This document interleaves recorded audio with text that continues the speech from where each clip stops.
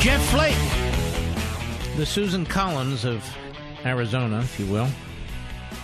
It's a great piece at Legal Insurrection, legalinsurrection.com. Flake wasn't pressured. He masterminded the Kavanaugh delay.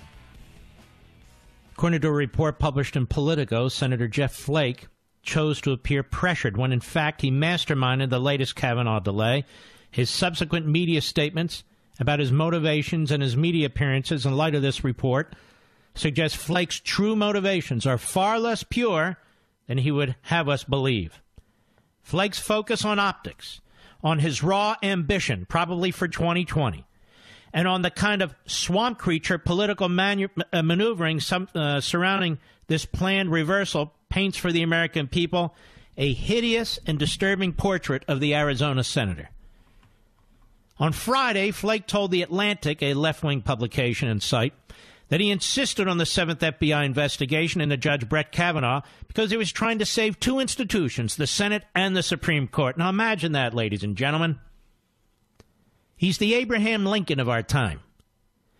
During this interview, he also explained that he was deeply moved by Chris Coons' pleas, that's the Democrat from Delaware, and decided that it was up to him, Jeff Flake, to bring a little unity, to stop our country from coming apart, quote-unquote, a move that apparently brought Coons to tears. To follow up on his preening media tour, Flake showed up on 60 Minutes with Coons in tow. CBS is revealing parts of this interview. Well, you saw it. Or, if you're wise, you didn't.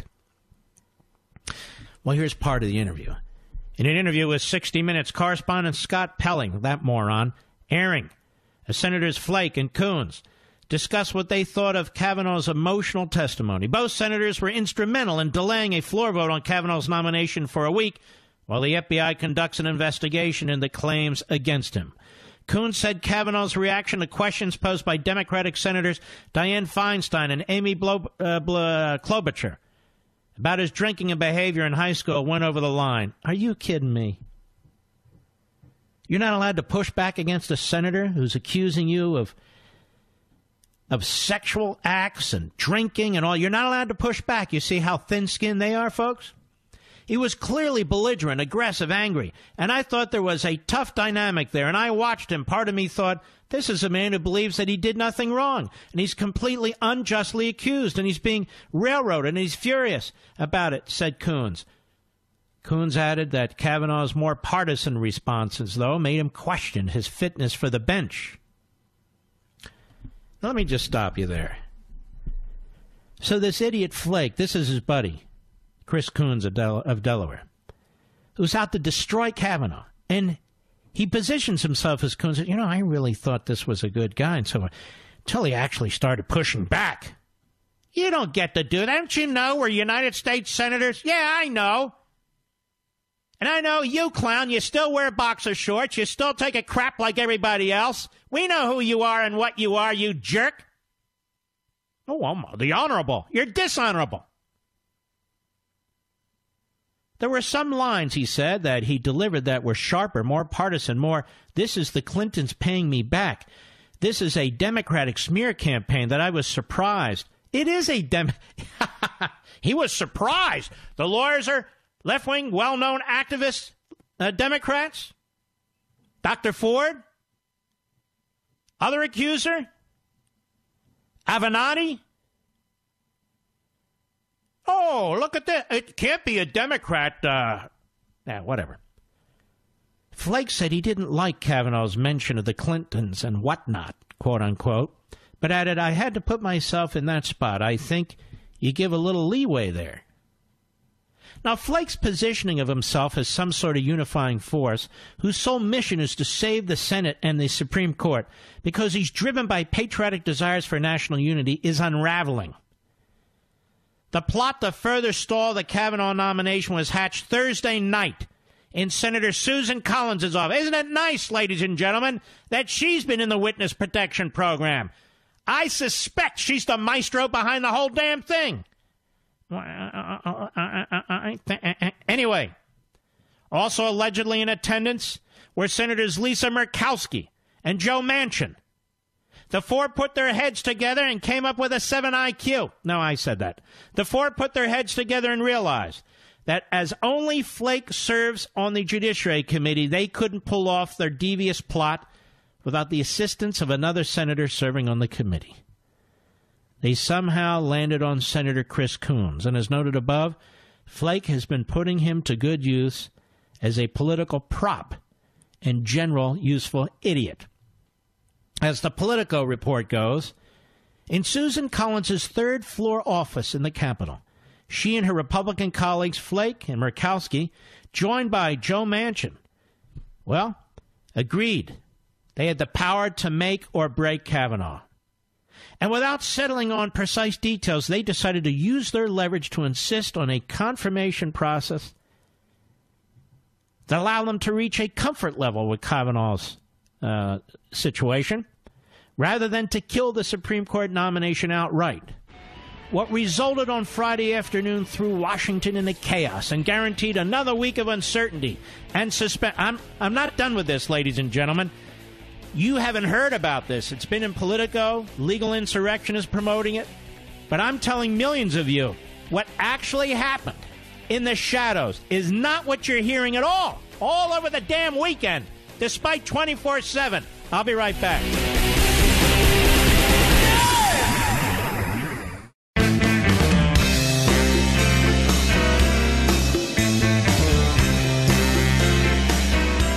The Mark Levin Show is tomorrow's morning show. You can reach Mark now at 877-381-3811. By the way, ask yourselves why Robert Mueller is held out like God himself, a prosecutor. But Rachel Mitchell, a sex crime prosecutor, has prosecuted many, many perpetrators, is ridiculed and ignored, even by our favorite cable channel, last week, and by certain hosts. Ask yourself, why Robert Mueller, he's the consummate professional. Rachel Mitchell, what does she think, she's in a courtroom? Nobody's paying attention to this. We're all paying attention to her.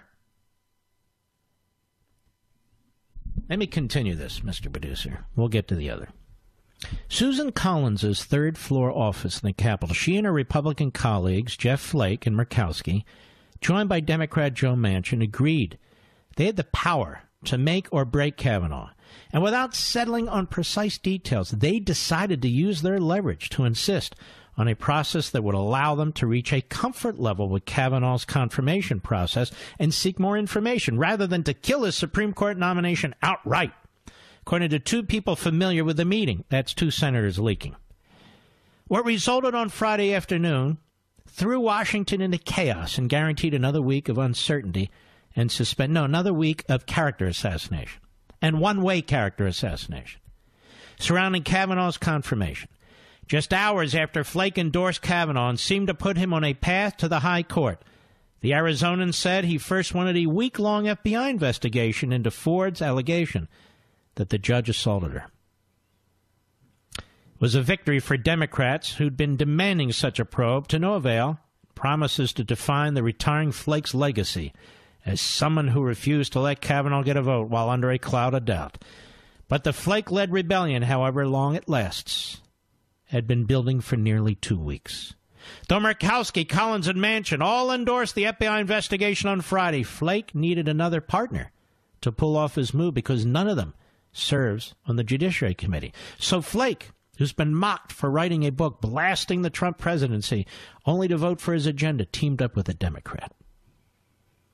Chris Coons spent 8 years Senate career making earnest attempts to build relationships with Republicans. I'm just reading it as is.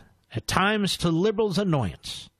He and Flake have taken trips around the world together. Ooh, I wonder what Rosie O'Donnell thinks about that as part of their duties. And on Friday afternoon, with the Supreme Court seat on the line, it all paid off. So Coons, who appears to be a hapless victim of Flake's skullduggery, writes Legal Insurrection, was then blindsided by Flake's announcement that he was insisting on a further delay in investigation. Politico continues. Coons and Flake vacated the Judiciary Committee shortly before the panel was expected to vote to advance Kavanaugh. Seemingly innocuous moment that left onlookers increasingly bewildered as more senators joined them in the back room.